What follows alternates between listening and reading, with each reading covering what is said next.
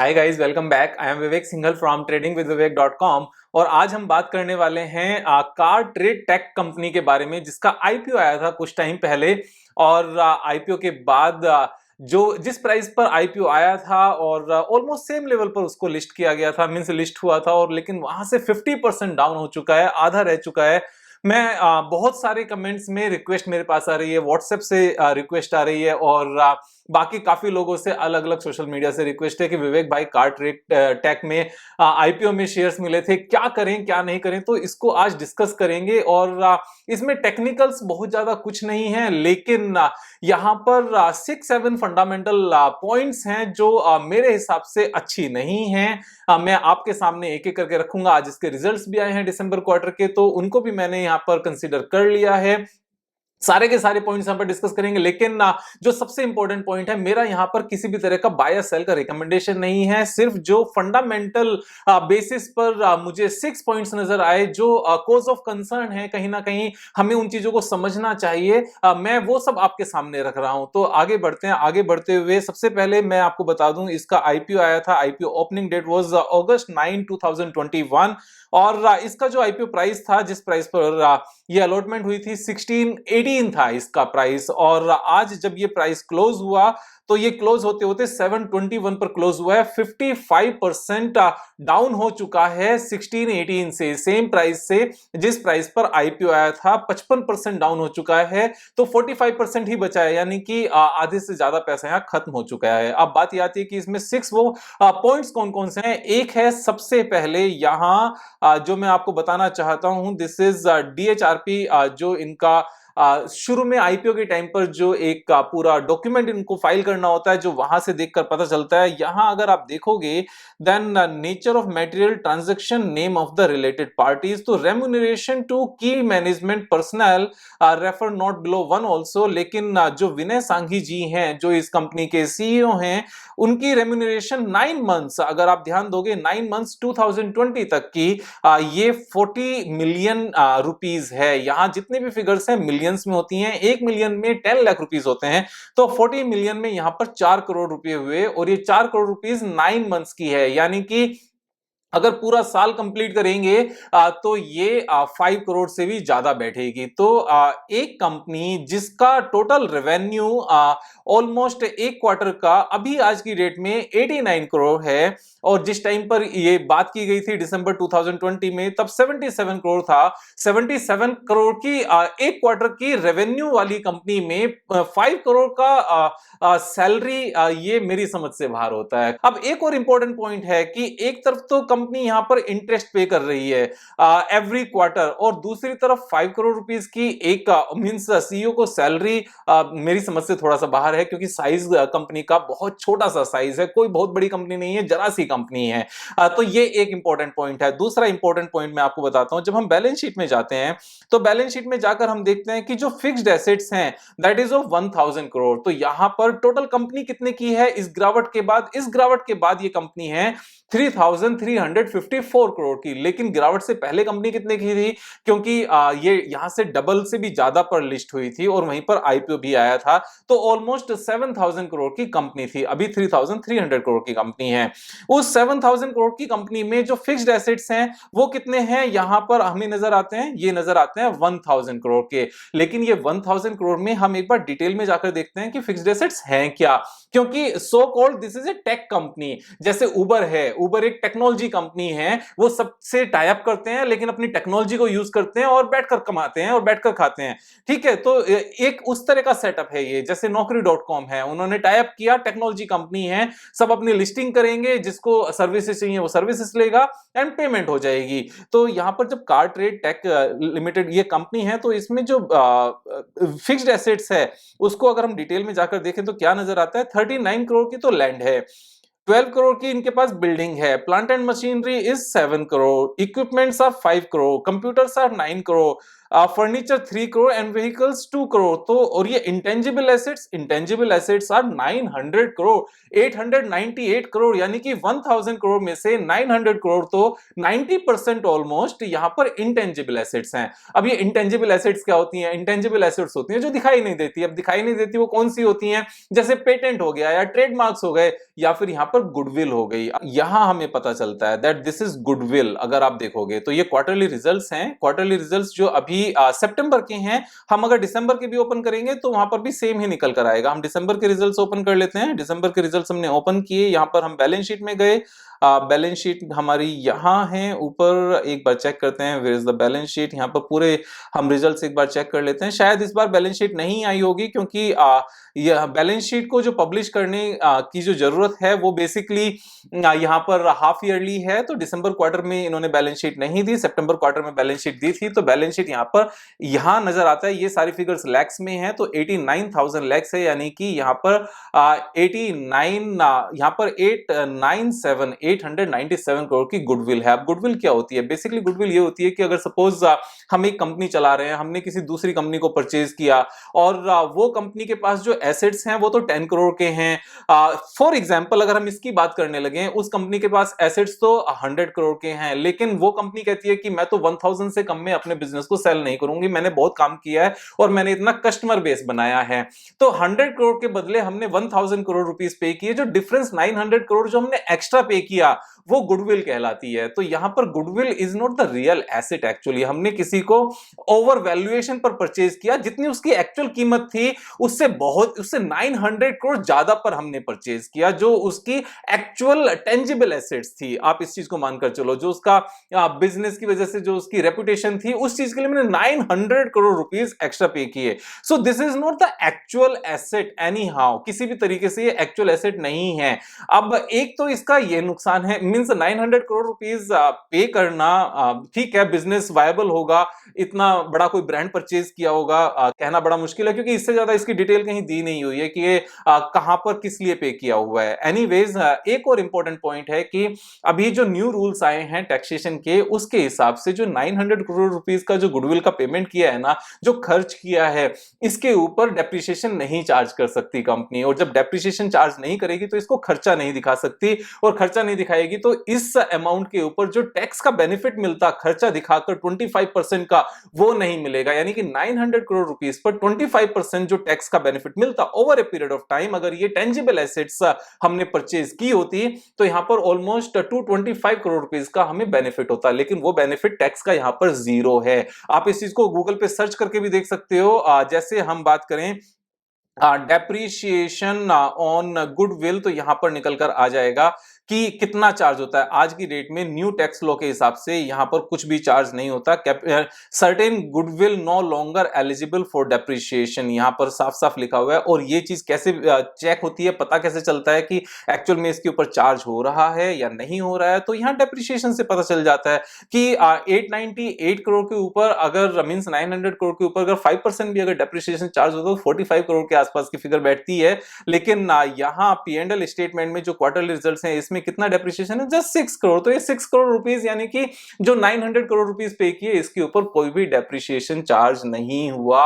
900 crore rupees यहां पर ये एक तरह से इसको नाम मात्र की एसेट्स कहते हैं, फिक्टिटिव एसेट्स कहते हैं, जिसको हम यहां पर इंटेंजिबल एसेट्स कहते हैं। सो इसका ऐसा कुछ बेनिफिट नहीं है कि हम इससे भी इनकम कर सकते हैं। इस गुडविल से हम जीरो इनकम करेंगे।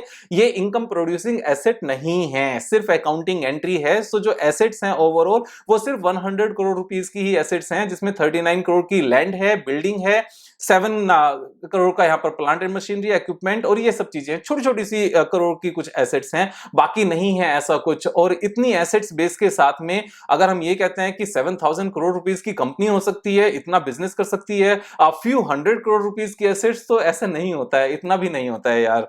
तो हम, ये सेकंड पॉइंट था। थर्ड पॉइंट एक और जो इंपॉर्टेंट पॉइंट है, अगर हम देखें क्वार्टरली रिजल्ट्स में, तो इससे पहले सितंबर 20 में कितने करोड़ का यहां पर एक्सपेंस था? 47 करोड़ का एक्सपेंस था।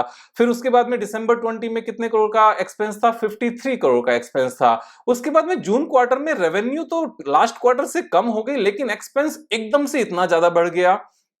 देन सितंबर क्वार्टर में फिर एक्सपेंस बढ़ गया और अभी एक्सपेंस और बढ़ गया। हम एक्सपेंस में अगर ड्रिल डाउन करके देखते हैं, this is the third point, तो ड्रिल डाउन करके देखते हैं, पता चलता है जो एम्प्लॉय कॉस्ट थी that was 51% and suddenly it rose up to 153% of the sales and here 107% of the sales. तो ये इतनी कैसे बढ़ सकती है कि बिना सेल्स के एम्प्लॉय कॉस्ट इतनी बढ़ जाए? वैसे भी जो टेक्नोलॉजी कंपनी होती है वहां तो बिजनेस ही बढ़ता है, सिर्फ और सिर्फ रेवेन्यू बढ़ती है, एम्प्लॉय कॉस्ट नहीं बढ़ती, क्योंकि टेक्नोलॉजी बेस्ड है। एक बार आपने टेक्नोलॉजी बना दी, सर्वर्स लगा दिए, सॉफ्टवेयर बना दिया, उसके बाद तो ऑटोमेटिकली काम होता है, कोई बहुत ज्यादा एम्प्लॉयज नहीं चाहिए होते। तो यहां कुछ ना कुछ अलग इंफॉर्मेशन हमें चाहिए थी। अगर हम यहां पर नीचे जाकर देखते हैं, नीचे हम जाएंगे क्वार्टरली रिजल्ट्स में, और क्वार्टरली रिजल्ट्स में हम नीचे जाकर देखते हैं तो यहां हमें पता चलता है, अगर हम इसको डिटेल में एक बार एक्सपेंस में भी देखें तो यहां चीजें क्लियर होंगी कि जो यहां पर एक्सपेंसेस हैं, एम्प्लॉय बेनिफिट एक्सपेंसेस हैं, यहां पर अगर देखोगे तो 83 यहां ये फिगर है 83 करोड़ की। और 83 करोड़ में क्या क्या इन्वॉल्व है, यहां पर रेफर नोट नंबर 8 लिखा हुआ है। अब रेफर 8 नंबर नोट में अगर हम नीचे जाते हैं तो हमें पता चलेगा, इसको मैं थोड़ा सा एनलार्ज कर देता हूं। Employ benefit expenses includes share based payment expenses of 93 crore, 9,334 lakh है यहाँ पर, तो 93 crore for the 6 months ended September 30, 2021। तो ये तो हमारा सितंबर क्वार्टर के रिजल्ट्स में है। सेम हमारा दिसंबर क्वार्टर के जो अभी रिजल्ट्स आए हैं वहां पर भी सेम ही चीज लिखी हुई है नोट नंबर 4 में। नोट नंबर 4 में अगर आप देखो तो लिखा हुआ है कि एक क्वार्टर के जो रिजल्ट्स हैं, इस क्वार्टर में जो यहाँ पर शेयर बेस्ड पेमेंट है, यानी कि इसको ईसॉप्स कहते हैं, कि यहाँ पर इतने के शेयर्स दिए गए हैं एम्प्लॉइज को। कितने दिए गए हैं एक क्वार्टर में? 46 करोड़ के। तो 93 करोड़ के सितंबर तक थे, यहां पर 46 करोड़ इसके, यानी कि एक क्वार्टर में ऑलमोस्ट 46 करोड़ रुपीस के शेयर्स दिए जा रहे हैं कंपनी के एम्प्लॉइज को। 46 करोड़ रुपीस के शेयर्स एक क्वार्टर में, पूरे साल का कितना बैठता है ये पूरे साल का ऑलमोस्ट 200 करोड़ बैठता है, 190 180 करोड़ बैठता है। और 180 करोड़ रुपीस के शेयर्स ई शॉप्स में, यानी कि एक तरह से कंपनसेशन है एम्प्लॉइज को। किस साइज की कंपनी का? ये उस साइज की कंपनी है जहां पर पूरा नेट प्रॉफिट अगर आज तक का मिलाया जाए, जब से प्रॉफिटेबल हुई है, वो भी इतना नहीं है। तो मींस ये क्या मतलब है कि जितना भी प्रॉफिट आएगा या जो कुछ भी प्रॉफिट देना है वो सिर्फ एम्प्लॉइज को देना है। यहां पर जो बाकी शेयर होल्डर्स हैं उनका कुछ नहीं करना है। जिन लोगों ने आईपीओ में पैसे लगाए हैं, जिन लोगों ने सब्सक्राइब किया है, उन शेयर होल्डर्स, जो माइनॉरिटी शेयर होल्डर्स है, उनका कोई रोल नहीं है, उनकी कोई अहमियत नहीं है, उनका कोई अधिकार नहीं है। जो भी कुछ आना है बस एम्प्लॉइज को दे देना है। 46 करोड़ रुपीस के क्वार्टरली ईसॉप्स दिए जा रहे हैं, तो it's a big concern according to me. एक और हम आगे बात करते हैं यहां पर, जैसे यहां मेंशन्ड है कि 57% जो रेवेन्यू आती है कंपनी को, वो रेवेन्यू आती है इनकी शेयर मॉडल से, जो ऑक्शंस होते हैं, ट्रांजैक्शन से। मैंने एक बार यहां पर पढ़ा था, yes exactly, revenue mix the company generates the majority of its revenue from the transaction charges 57% of the revenue. यानी कि इनके पास कोई कार सेल करने जाएगा तो वहां जो ये ऑक्शन करेंगे, उस ऑक्शन से यहां पर इनको 57% की रेवेन्यू होगी जो ये फीस चार्ज करते हैं। अब एक चीज जो मैंने यहां पर डिटेल में पढ़ी, वो डिटेल में पढ़कर क्या पता चलता है मैं आपको दिखाता हूं। इनका जो ट्रांसक्रिप्ट है, ट्रांसक्रिप्ट में इन्होंने लिखा हुआ है, we have auction last quarter more than 3 lakh vehicles, which is almost a 1.2 million run rate. To 1.2 million run rate means एक क्वार्टर में 3 लाख व्हीकल्स इन्होंने यहां पर ऑक्शन किए, तो पूरे साल में 12 lakhs हो जाएंगे। अब यहां पर 3 लाख व्हीकल्स ऑक्शन किए गए हैं। अब यहां बहुत ध्यान से समझना, ये कब की बात है, ये हमारी ट्रांसक्रिप्ट है। एक बार मैं आपको दिखा देता हूं ये कब की ट्रांसक्रिप्ट है। यहां नीचे लिखा हुआ है, ट्रांसक्रिप्ट है नवंबर 21 की। लास्ट क्वार्टर की जब बात करें तो सितंबर क्वार्टर की बात कर रहे होंगे। अब सितंबर क्वार्टर में जो पूरी रेवेन्यू है, वो कितनी रेवेन्यू है सितंबर क्वार्टर में? 78 करोड़। यानी कि 78 करोड़, मैं यहां पर आपको कुछ कैलकुलेशन दिखाता हूं। 78 करोड़ मल्टीप्लाई बाय 59%, यानी कि ऑक्शनिंग से यहां पर इस ट्रांजैक्शन से कितनी रेवेन्यू आई? 46 करोड़। अब 46 करोड़ को कितने लैक्स कहते हैं? इसको मल्टीप्लाई बाय 100 कर लो तो ये फिगर्स हमारी लैक्स में आ गई। ठीक है, इतने लैख हो गए। Divided by how much? यहाँ पर कितने लाख हैं कितने लाख हैं 3 लाख व्हीकल्स इन्होंने यहाँ पर ऑक्शन किए हैं। तो जब इस फिगर को हम ऐसे डिवाइड करते हैं तो 1534 यानी कि 1534 ये फिगर निकल कर आती है। यानी कि एक पर व्हीकल जो इनको रेवेन्यू है वो सिर्फ और सिर्फ 1534 रुपीज की है। अब 1534 रुपीज की पर व्हीकल रेवेन्यू अगर हम एक गाड़ी का यहाँ पर एवरेज भी मान ले कि किस प्राइस पर सेल हुई होगी तो वो 3 लाख भी अगर हम ऑन एन एवरेज मान ले कि कोई 2 लाख की हुई होगी, कोई 1.5 लाख की हुई होगी, कोई 1 लाख की हुई होगी, तो कोई 20 लाख की भी हुई होगी, कोई 15 लाख की भी हुई होगी, फिर कोई 10 लाख की भी होगी, कोई 8 की भी होगी। तो on an average on the lower side से फॉर एग्जांपल मैं इसमें बाइक्स भी काउंट कर लेता हूं, मैं बहुत ज्यादा नीचे भी चले गए तो 2 लाख रुपीस का एवरेज अगर मान लिया तो 1534 2 लाख का कितना होता है यहां पर 1534 2 lakh is equal to and multiply by 100 ये परसेंटेज में आ जाएगा। This is just 0.76%। तो 0.76% एक का इनकी ब्रोकरेज है एक तरीके से किसी कार को सेल करने की। दिस इज वेरी लो क्योंकि ये 0.76% जो है दिस इज द रेवेन्यू और इसके बाद दुनिया भर के खर्चे हैं। ऐसा नहीं है कि यहां पर खर्चे नहीं है या खर्चे कम हैं। This company employees almost more than 2000 employees. ये भी यहां पर ट्रांसक्रिप्ट में या मैंने कहीं पर पढ़ा था। This is more than 2000 employees जो इनके आज की डेट में हैं। अब 2000 एम्प्लॉय वाली कंपनी और इतने सारे खर्चे और पर कार जो इनका एवरेज आ रहा है that is less than 1%, quite less than 1%। तो यहां पर ये एक नेगेटिव पॉइंट्स मेरे हिसाब से नजर आता है। मींस टेक्नोलॉजी कंपनी का जहां एक सारा सिस्टम बन जाए वहां रेवेन्यू सिर्फ 0.76% हो, वो भी 3 लाख कार की ऑक्शंस में। मींस यहां पर नंबर ऑफ कार्स बहुत अच्छे से ऑक्शन हुई हैं, ऐसा नहीं है कि छोटा सा नंबर है। तो ये एक बहुत बड़ा नंबर है, तो ये एक मेरे हिसाब से रेड फ्लैग है। उसके बाद में 2 पॉइंट्स और हैं यहां पर। वन इज यहां पर जो अगर हम बैलेंस शीट में एक बार फिर से जाते हैं, बैलेंस शीट में हम जाकर देखते हैं, ये सारा हम बंद करते हैं और अदर एसेट्स में जाते हैं। यहां अदर एसेट्स में अगर आप देखो then trade receivable is 47 crore.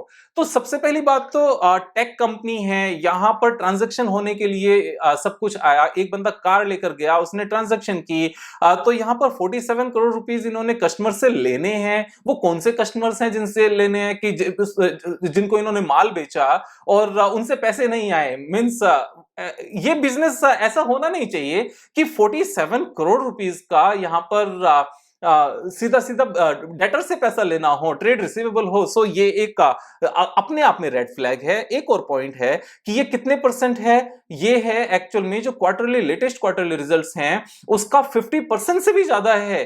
तो एक क्वार्टर का जितना है रेवेन्यू उसका 50% से ज्यादा लेना है अभी। तो यहां वर्किंग कैपिटल रिक्वायरमेंट बहुत ज्यादा पड़ेगी और इस तरह के बिजनेस में वर्किंग कैपिटल रिक्वायरमेंट नेगेटिव होनी चाहिए कि पहले हम पैसा लेंगे उसके बाद काम करेंगे। क्योंकि यहां तो जिस दिन गाड़ी बिकेगी उसको कट के ही पैसा मिलेगा ना। तो जब साथ के साथ पैसा आ गया and that is the 57% of the total revenue, तो यहां ये लेने किससे हैं, तो ये एक रेड फ्लैग है। साथ में यहां पर एक और जो पॉइंट है जो 47% में काउंट होता है यहां पर, वो मैं आपको बताता हूं। This is it's in the DHRP और DHRP में पेज नंबर 217, यस एग्जैक्टली मैंने निकाल कर रखा था।